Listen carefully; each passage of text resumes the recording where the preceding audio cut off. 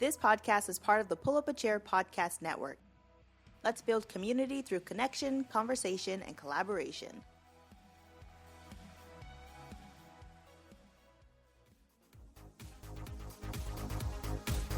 I never wanna get used to the sound you whispering in my ear. Hey friends, you're listening to the Cat and Vee Show. Pour yourself a juicy cup of tea, grab a seat, and get ready for us to dish. So hey V. Hey, well, we're gonna think of a new intro, but that'll be for the second episode. Yeah. I mean, this is kind of our first episode of the Cat and Vee Show. I mean, it's not kind of, it is. It is the first episode of the Cat and Vee Show, but it's also kind of a reiteration of How's That Working For You? Because we've gone in a completely different direction with How's That Working For You? Yeah, this show's more going to be about our friendship and pop culture and current events and just whatever the hell we feel like. You know, all the millennial bullshit. Yeah, because our other podcast is kind of dark. It's not dark, it's just kind of heavy shit. It's more serious shit. Yeah. But so to open up this first episode, we're going to talk a little bit about how we met and became friends. And I think we talked about it in season 1 of How's That Working For You, but we didn't really go that deep into it because our friendship is really kind of, it's not complicated by any means, but it's definitely got lots of layers that, like we talked about in How's That Working For You, V and I met in college, undergrad. We weren't really super close then, but we respected each other, which is to say a lot. If you know about our college, you would know what we meant by people just didn't respect people. Yeah, it was just kind of, yeah, Dominican is its own thing. And while like it's a good school, it just was like kind of rough for us because we were a little bit of outcasts, and we somewhat bonded over that in college, but we never really got close to the point where we were telling each other like life secrets and blah blah blah like we are now. Until after college. Yeah, it was so random. I got a DM from you because you edited one of my photos on Instagram. Yeah, I got really bored one day and I was like, I'm gonna go edit somebody else's photos. Who? I know, there's that one girl, I think her name was Kat from college. Let me go see what her Instagram page is like and steal some photos. And you had some really pretty and creative ones, and I like put them in a collage together and then I sent it to you. Like the freaking weirdo that I am. Yeah, I was like, I mean, I didn't think it was weird. I just thought like random. It was just like a random thing. And then we just like, from there, we kind of like, just kind of hit it off again. And we kind of talked about stuff, and like I didn't know that you were going through so much after college. Like after you graduated, you kind of like dropped off the face of the earth for a while, and well, nobody cared to keep in touch with me after college. Literally nobody ever reached out to me. I left college, I never got another text again, another DM, nothing. That makes me feel horrible. But it is what it is. Like, I didn't matter to anybody in college. I don't think that you didn't matter, though. I just, like, I feel like you were probably doing your own thing. Like, I feel like after college, people go, like, they break off and they do their own thing. And because we weren't that close to begin with, I didn't really, like, I think I did like a lot of your pictures, but I just didn't really, we didn't really have anything to bond over yet, you know? Yeah, well, plus, I was on Instagram, but I never posted. Yeah, you post a lot more now. Yeah, no, I post, I'm like active online now, but I wasn't really active online then. And then like, I think that we just, over the course of a few weeks, like we got to the point where we were talking on the phone pretty often. Yes, we did. And then I made you come and live with me for like a month. Yeah, you, on one of those phone calls, you overheard the person I was dating be just a complete jerk to me. And you were like, you need to go live with me for a bit. And I was like, yeah, probably. So I kind of like grabbed my things from his place and just went to live with you for 2 weeks. And then I got to know you real well. Oh, yeah. Like, all my shamelessness. But even at that point, you didn't even believe I was going to stay your friend either. Like, why? I don't understand you when you're like, I'm going to let this person live with me and come under my roof, and then they're probably just going to leave and not be friends with me ever again. Like, I don't think that thought process goes in a lot of people's brains. Like, I mean, I kind of assumed you just needed a place to crash because he was psycho. And, you know, I had a couch. It was a fairly comfortable couch. It worked out. No, it was really great having you here because we'd be really weird. We'd go somewhere and I would take like photos of you and we'd have like an influencer in the wild moment whenever we were out in public. yeah, I still have those a lot. And I had such a crappy camera too, so like none of them were in focus. Oh my gosh. We took like a million pictures and like 6 of them worked. Yeah. I don't know where you got that camera. It was a hand-me-down from a college class where I took photography, and it was an awful class. Yeah. Oh my gosh. Yeah, it was all bad. Like it was really, really bad. But it was a lot of fun, and we would like do really weird. We get weird when we're together and we're alone. I don't know. We just bonded over a lot. You really kind of, the big part of it was that you didn't want to see another person fall victim to like toxic relationships. And we said that this podcast was going to be fun. So we're not going to talk too much about that. But that's just where we go. We talk about deep shit. But, yeah, so you just like kind of wanted to save my ass, and you did, and now we're here. With 2 podcasts. Well, let's talk for a second about season 1 of How's That Working For You? Because I feel like that's not the reason our friendship blossomed, but I feel like that added a lot to our friendship, that we like made something together. Yeah, and it was just kind of like when... It really sucked because I missed you. Yeah. Like, I feel like you were one of the first like close friendships I've ever made, because I don't get close to people, and so it's like, wait, I'm missing something. I'm missing my other hand. No, wait, that's Cat that's missing. I still have my hand. Well, yeah, it's just I missed you too, and like we just kind of wanted to make something for us to like stay accountable, so that we'd call each other every week. Yeah. And now we call each other multiple times a week, but yes, we do, which is nice. But this is kind of where the Cat and Vee Show is kind of just this like, this is our love child that spun from season 1 of How's That Working For You? Because How's That Working For You was kind of a mess. Yes. Oh my gosh, season 1 was all over the place. We had like serious episodes where we talked about toxic relationships and general mental health. And then we also talked about Breath of the Wild and Tiger King and Love is Blind. And those episodes were a lot of fun to record. But it didn't make any sense for the 2 different sides of our shows to be put together. So now we're splitting them apart. And How's That Working For You is going to be our serious hope of helping the conversation around mental health and breaking stigmas. And this is us just being us. Yeah, exactly. Like we legitimately cried for the first 2 episodes of How's That Working For You? Oh my god. Yes, if you haven't listened to the first episode, which should already be out by the time this show's released, listen to it, because I think it's the deepest Cat's ever been on the podcast. Yeah, I'd say so. I think it's the first time I've like legitimately cried, at least. Which is, to be honest, surprising because I cry so often. Oh my gosh. That was, okay, so one thing I have to talk about. So when Kat and I, like, she first lived here, I wasn't used to people who cry. And so she would cry, and I'd, like, freak out, like, oh my god, what do I do? There's tears out of her face. Is that normal? There's nothing wrong. But it was just, like, I just cried, and I never expected, like, it's so funny. That's why we need to normalize crying, because it's, like, sometimes when people cry, it's not like they're trying to ask for help or anything like that. They just need to cry. And it was never, and it's just kind of how my body reacts to stress.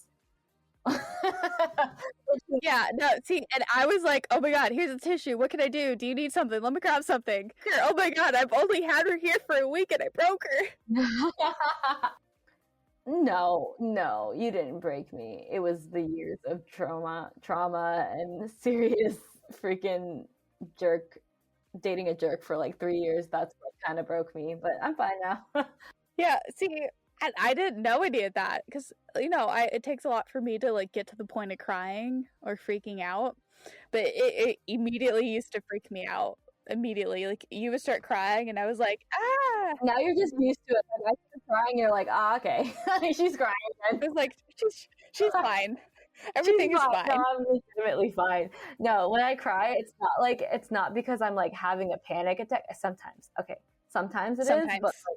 but most of the time I'm just like reacting to something stressful, and that's not like, it's just, I used to hate it about myself, but I don't know. That's why we made How's That Working For You, so we can normalize the idea that people can cry and not feel judged. It's gonna take a while. Yeah, because I don't know if everybody reacts the way that I reacted, but I reacted really strongly about like, how do I fix it?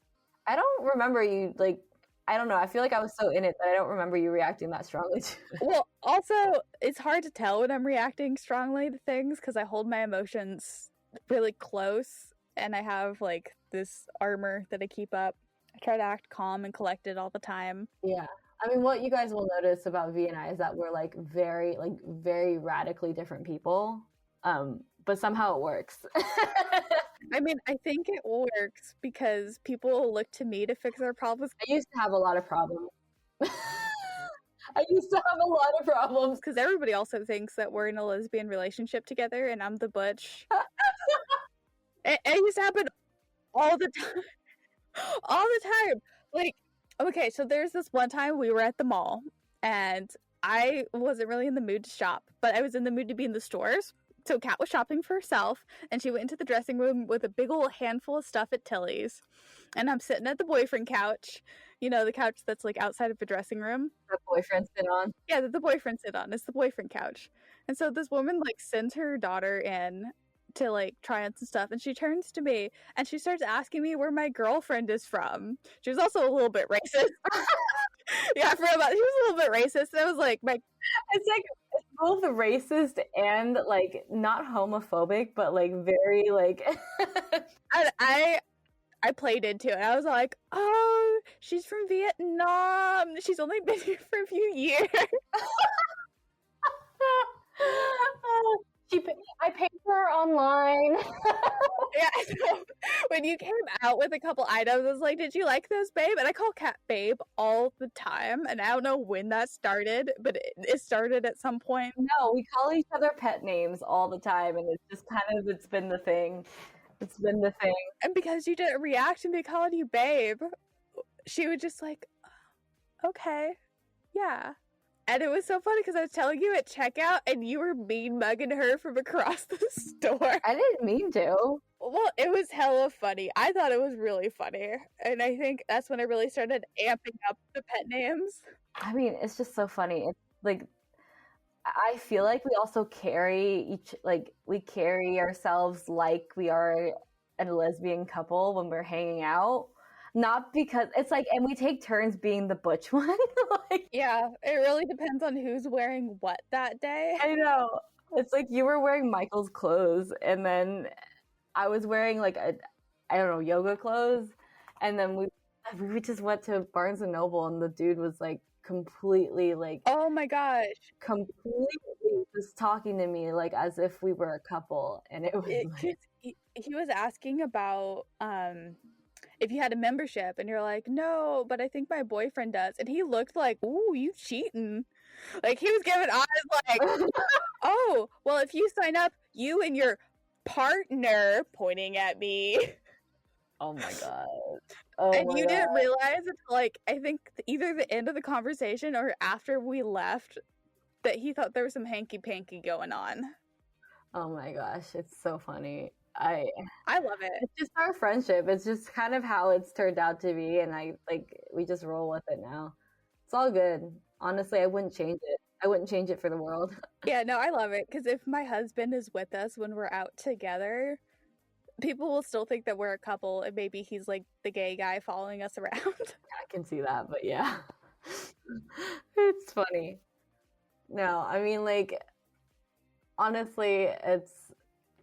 You and Michael are just like, I'm so grateful to have you guys in my life. I finally breached the barrier of what is Michael, so. Oh yeah, my husband has like his guard up. Like, people think I am guarded emotionally, he's like a brick wall. Yeah. And then you get to the other side, and it's like, oh, he is sweet and funny. It took like a whole year and a half for him to even like open up to me the way he is now. Yeah, no. Michael, he has like also, he suffers from resting bitch face. You never know what he's thinking ever. Yeah, no, like you can ask him what he's thinking, and he's like, oh, I was thinking of like Smash Bros or something. And it's like, really? God, I thought you were contemplating the universe. Yeah, he's just a very stoic dude. Stoic, that's a good word to describe him.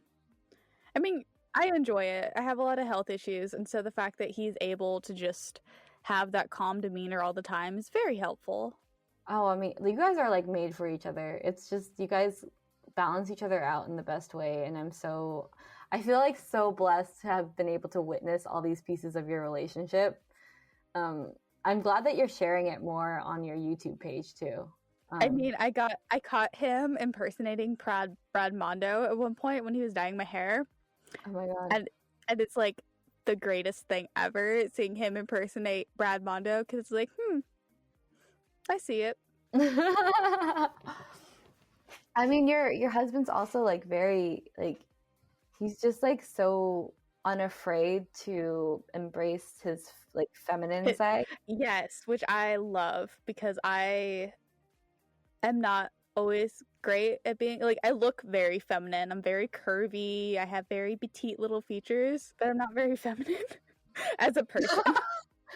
As a person, like, just like, if you didn't know me, I was like, or as my sister puts it, I put out butch vibes, and that's fine. Butch vibes. I don't know if that's what I would say. But he also loves our relationship. He thinks it's very funny that people think that we're an item when we're out and about together. Yeah, he has like zero problems with it. He has zero issues with it. It's so funny.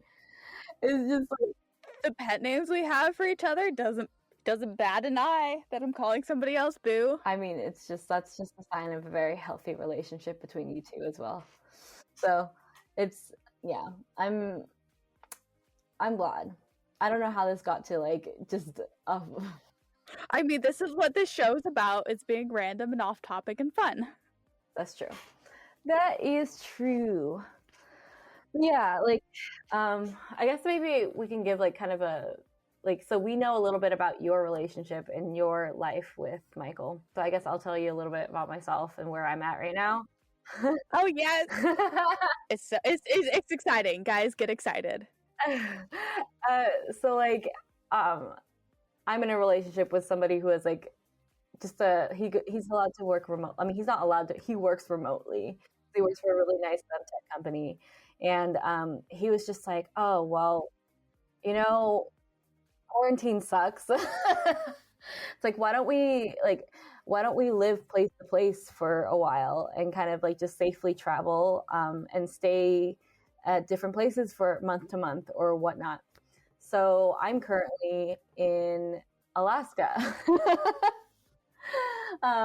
And that's like, before that we were in New York with his family, and before that we were in Washington, off the coast of Washington, on an island in a tiny house.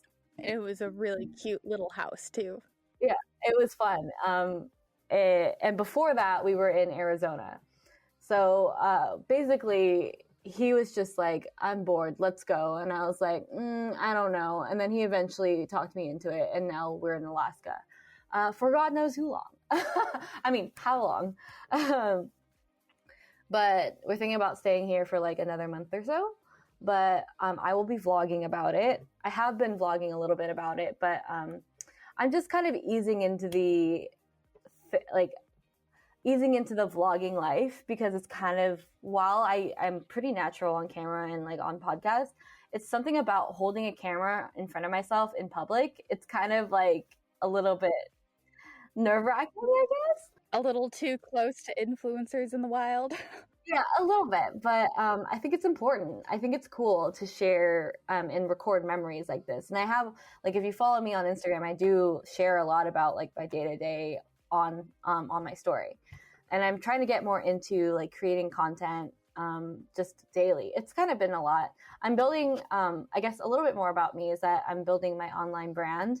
I'm trying to, as I've talked about before, and how's that working for you? I'm trying to build a brand so that I can use my platform to advocate for mental health awareness and health, and being able to find help and educate those people that either have the mental illness or their family or friends that don't understand how to get there, or how to be there for them. But yeah, that's, I guess it's moving into the serious side, but that's just because this show's all about us. I wanted to tell you a little bit about where I'm at. And as your best friend, it's so cool just to see the different places that you're at. A little oh, there's this. Oh, there's that. We're such a, we're so, we talked about this. We're so different and we live such different lives, but we complement each other in the best ways. Because I'm so glad that no matter where I am in this world, I'm able to text you, at the very least text you, and be able to ask you for support if I need it, or just talk for no reason, which we've been doing a lot more often than not, which I'm appreciative of. Yeah. But it's probably going to get because it's school starting again. Oh yeah. I'm also doing grad school. Yeah. While you're out and about, because that's just, what you do. How it goes. I'm a busy person, I guess, and I didn't really acknowledge that up until now. I did, but at the same time, it's listening to myself say it out loud. It's a little bit scarier than not, but it's kind of what I do. It's not bad. Yeah. Next week, we're going to talk about another power friendship duo, Rhett and Link. We know we talked about them last season, but there's been some updates to Rhett and Link that we need to talk about. So make sure that if you're not already, you're following this podcast and our other podcasts, and we'll see you next week. Bye-bye. Yeah, bye.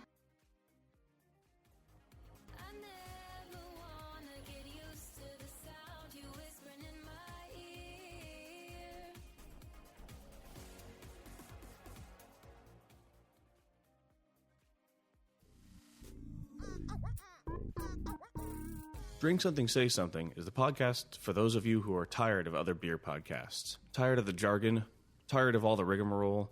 We're going to bring on brewers, bartenders, and everything in between to talk about anything and everything from beer to the rest of the universe. Come crack one open with us every other Thursday.